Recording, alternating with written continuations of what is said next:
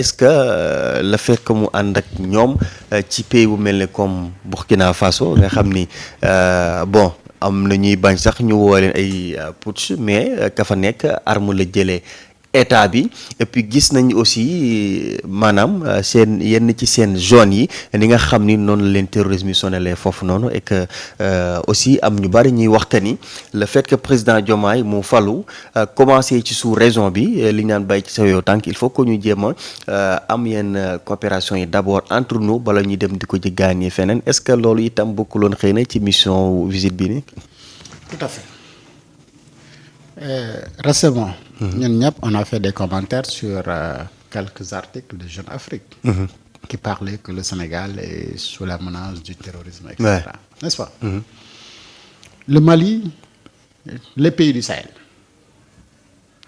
lutte contre le terrorisme en Afrique de l'Ouest, c'est déterminant, on est d'accord. Moo xam Niger, moo xam Mali, moo xam Burkina. Dama jàpp ne à chaque visite dans ces pays-là, le ministre des Forces armées dafa war a bokk ci délégation yooyu noonu pour peaufiner des stratégies nga xamante ni c'est pour mieux protéger le Sénégal par rapport ak ces menaces-là. xoddeeku. bala ngaa lakkale. bul xaar mukk di lakkale pour ne da ngay jéem a xoddeeku foofu fay ndaay nga fay lakk nga fay mujjee te bala ngaa lakkale nag da nga war a xoddeeku et stratégiquement parlant. Dans ces pays-là yi nekk ci Sahel bi yëpp. ba Libye ba fële fépp fu ci président dem wala premier ministre dafa war a ànd ak le ministre des forces armées du Sénégal. Et aujourd'hui on a la chance d'avoir un ministre des forces armées bu nga xamante ni mais liggéey na également dans des institutions internationales yuy sécuriser le terrorisme ak yeneen yu mel noonu. À savoir le général Birame Diop. Donc du novice ci mbir yi mën na peaufiner ak ñoom des stratégies pour apporter leen ci expérience ak expertise ci les premières lignes de défense yi nga xamante ni foofu lay commencer pour protéger le Sénégal et voir yan stratégie la ñuy def pour que le Sénégal puisse également renforcer cette sécurité-là non seulement de ces pays-là mais du Sénégal mais à partir de ces pays-là. xeex lu mu la gën a sori rek gën a baax ci yow donc c'est ce qu'ils vont voir pourquoi il est parti etc. Pour moi c'est la chose la plus normale et gis nañ fa beneen ministre non sénégalais de l'intégration Yacine Fall lan moo gën a normal loolu donc pour man c'est une stratégie bu nga xamante ni politico-militaire et la visite elle est une importance capitale. Et dafa coïncider aussi moment bi nga xam ne armée française ñoom itam ñi ngi lem seen i kaak ak seen i dëbës ba yenn ci lieu yi nga xam ne dañ ko occupé woon fii ci suñu ay suuf ñi ngi koy delloo en tout cas état du Sénégal. ñun rek ñoo mën a jàppalante suñu biir. Que l'Africain sauve l'Africain. Le problème ce n'est pas un problème d'espace c'est un problème de leadership et de détermination et de volonté politique. mais waaye nañu bàyyi caaxaan te liggéey suñu espace bi.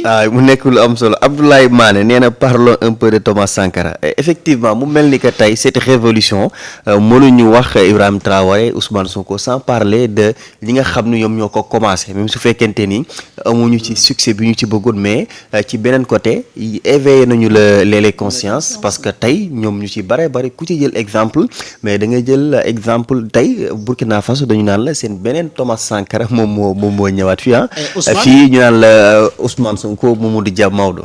Non Ousmane peut-être c'est inspiré du modèle du Sénégal de la révolution de ou les idées de Dia. Mais pour la plupart du temps.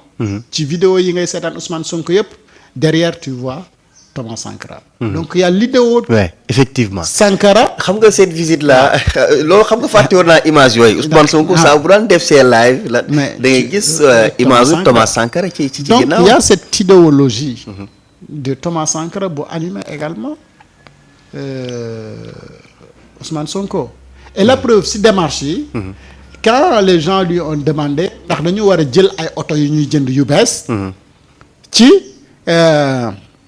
primature daf na leen non oto yi fi existé d'abord Et c'était quoi l'incarnation de Thomas Sankara quand il est arrivé au pouvoir avec ses ministres ak leen voiture la ñu doon lii. Et la rigueur bi nga xamante ni moom la leen tegoon donc c'est la démarche exactement de démarche bi nga xamante ni Ousmane Sonko moo ngi ci la rigueur, vigilance et économie.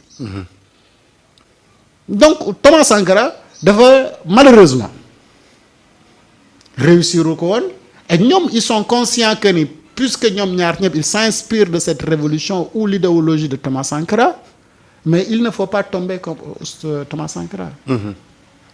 Il faudra ñoom ñu yàgg fi lool. moytandiku pexe noonu. te de bu ñu boolee seen doole. Ibrahima Traoré wax na quoi nee na parce que bi ko journaliste bi laajee ni ko li daaneel Thomas Sankara est-ce que mën na la fi bàyyi mu ni ko man du ma def erreur bi Thomas Sankara def parce que il a fait l'erreur d'avoir confiance à son ami boo xam ni moo ko mujjee sàkkal pexe. et bu ngeen niroowee nag da ngeen war a mën a ànd. comme da ngeen niroo ci xel ci jëf ci doxalin ak ci xalaat. mais da ngeen di xalaat li nga xamante ni yéen ñëpp amaana am ngeen benn point commun. mooy Thomas Sankara boobu noonu. mais la sens de Ousmane Sonko c'est d'avoir l'idéologie de Thomas Sankara mais s'inspirer des modèles de Dia. Et modèle économique de nos marabouts yi nga xamante ni ñoom ñoo fi nekk. et mais également. de cette passivité du peuple sénégalais et de l'engagement et la volonté. De cette jeunesse sénégalaise bi nga xamante ni dañ ñëw ci période boo xam ne il cherche cela. Et à côté de Ousmane Sonko tu vois Guy Marius tu vois El Malick. tu vois Bassirou Diomaye Diakhar Faye. tu vois énormément de leaders yu nga xamante ni pratiquement ils sont sur la même longueur d'onde. Ah oui et récemment Guy même a envoyé benn message boo xam ni au peuple burkinabé. dem ci seen ambassade bi fii nii mu nekk message boo xam ni itam ñu bari dañ ko rafetlu. une importance capitale un message crucial. et pour man li nga xam ne moo ñu boole di ñu animer ñun ñëpp. loolu moo ñu war a mën a boole. te aujourd'hui ce peuple burkinabé et ce peuple sénégalais là ñoo bokk ñoom di leen di animer et seeni leader en même temps bokk lu nga xamante ni moom moo leen di animer ñu am également ñoom ñëpp derrière une personne moo xamante ni dañ koy support parce que idéologie muy Thomas Sankara. xam nga les gens n'ont pas parfois l'habitude de parler de nos héros. Parfois on parle juste de Thomas Sankara, d'ici bien même que Che Guevara n'est pas africain, mais c'est des gens qui ont marqué leurs époques. Patrice Lumumba et entre autres.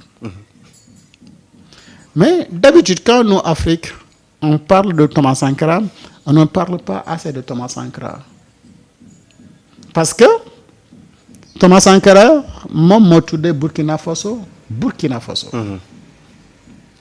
Et auparavant, Burkina Faso ne s'appelait pas Burkina Faso. Du temps du colon. Mais lui, arrivé au pouvoir, il dit que nous sommes un pays des hommes intègres. Burkina Faso en langue locale.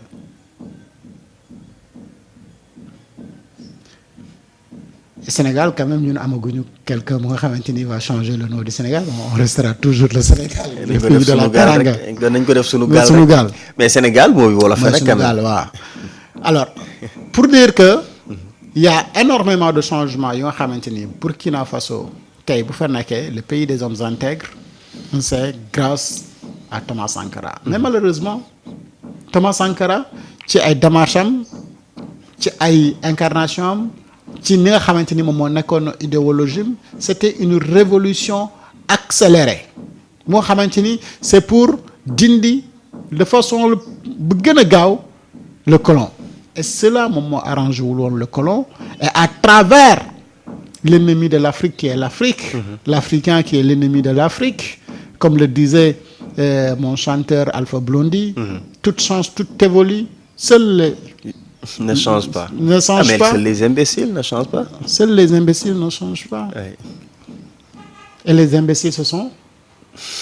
Après, il a cité le nom de notre continent et c'est ce qui vivent dans notre continent, comment on les appelle. Et il faut qu'on arrête d'être des imbéciles pour aller vers le changement. C'est important. Oui, parce que quelqu'un qui ne connaît absolument rien, qui est stupide, c'est celui qu'on appelle imbécile. Et il faut qu'on arrête di topp rek benn nit mu takk ñu suñu bopp ba buum di diri fu ko neex. Il faut qu'on réfléchisse ñuy xalaat ñuy jëlal suñu bopp ay décisions. Et j'ai vu il y a pas longtemps Burkina di la wax ne bientôt ils vont produire des voitures. Made in Burkina. Ouais. ci espace bu gàtt. Made in Burkina. Et ni mu possible foofu. au Burkina. mais noonu la possible au Sénégal et partout parce que matière première fii lay jógee. effectivement. mais jus di tax jus buy jus bissap jus nangam sangam ñun on ne devait pas l'attendre de l'autre côté. jus mangue et cetera on doit produire cela donc autosuffisance alimentaire autosuffisance ci lépp. am nga béton fer ciment lépp mais pourquoi ñun amuñu ay tali te lépp luy defaree tali am na fi. fii lañ koy jëlee. lépp luy defar tali am na fi. mais amuñu ay tali. pour indi laat la ko. voilà où est le problème c'est une volonté politique. parce que dañu daaw amuñu habitude de transformer suñu ay matières premières sur place. voilà ñu koy exporter. voilà et voilà ce qui montre que cette révolution inspirée par Thomas Sankara qui aujourd'hui unit Ousmane Sonko et Ibrahima Traoré ñu mën ko war a mën a développer pour des générations futures. Et Ousmane Sonko et président Diomaye également change. Et Ousmane Sonko président Diomaye ñoom tam ci diir bu gàtt nee nañu la le taux d'exportation bi ñu fekkoon wàññeeku na ba wàññeeku lu am solo parce que non seulement li ñu daan li ñu daan importer du moins wàññi nañ ci lu bare bari importer tuñu ko maanaam jëleetuñu lu bare bari di ko indi bitim réew mais aussi li ñuy exporter itam yokk na bu baax a baax parce que ñun depuis première dañuy li ñuy jàngal mooy que ni seen balance bi dafa déficitaire loolu rek la ñu mës a jàngal mais tey ñoom ñu ñëw ñu ni ñi li ñu daan exporter li ñu daan importer wàññi nañ ci ba presque jege na 300 milliards de francs CFA par rapport ak li ñu fekkoon. loolu c'est benn avancée bu net nen na nag au lieu suñu balance bi di déficitaire. dañ ko war a renverser. wax dëgg yàlla. ñun man dama xàmmee ba léegi. Sénégal di exporter plus que li muy importer. Merci parce que tout à l'heure quand j'expliquais du Burkina Faso j'ai pas fait un rappel historique si l'ancien nom bi ko colon bi joxoon di Haute-Volta. Alors et que Thomas Sankara est venu pour changer le nom. Haute-Volta pour def ko Burkina Faso le pays des intègres. Alors pour rester ci Sénégal. dëkk la boo xamante ni léppam da ko doon jéggaani. lépp et li mu doon importer dafa amoon benn dayo bu nga xamante ni dafa ëpp. mais ñii bu ñu ñëwee li ñu njëkk a wax mooy on veut la souveraineté à tous les niveaux. et la souveraineté et la dignité loolu bu ko Sénégal di mën a am il faut d'abord la justice. et pourquoi la première chose bi ñu def mooy réforme yi ñu jëmale ci la justice que la justice soit indépendante. et moo tax tout à l'heure quand j'expliquais ci gars yi di sàcc suñu alal bi mooy que ni double rôle bi justice bi war a jouer mooy sanctionner et de reconstruire enfin de donner donc cette souveraineté et cette dignité là aux Sénégalais. et au Sénégal et ñii ci loolu la ñu nag xam ne il nous faut une souveraineté ci anam yépp mooy que ni on ne prendra pas de leçons venant de qui que ce soit boobu mooy en matière de sécurité ñun ñoo koy assurer suñu bopp. et tant que dëkk demul ba mën a assurer boppam sécurité. mais dëkk boobu dese na moo tax toutes les bases militaires étrangères delluwaat leen seen dëkk on n'accepte pas à ce que vous assurez notre sécurité on va être souverain. ñu ne la si suñu balance commerciale mais le Sénégal importe pratiquement tout mais ñun on va encourager les entrepreneurs sénégalais à produire plus que li nga xamante ni moom la ñuy importer et aujourd'hui en une année. ils te disent oui am na lu nga xamante ni économiser nañ ko ci ba mu tolloog ay milliards. ci li nga xamante ni moom lañ doon. importer maintenant fan la ñu jëm. accélération Mabouba Diagne ci production alimentaire. fexe ba nga xamante ni sénégalais bi dina bay lu muy dundee. fexe ba nga xamante ni sénégalais bi dina bay lu koy permettre mu def commerce dina fexe ba nga xamante ni sénégalais bi dina bay lu nga xamante ni mooy tax mu mën a def ay transformation et liggéey ci ay unités de transformation entre autres projets yu nga xamante ni le Sénégal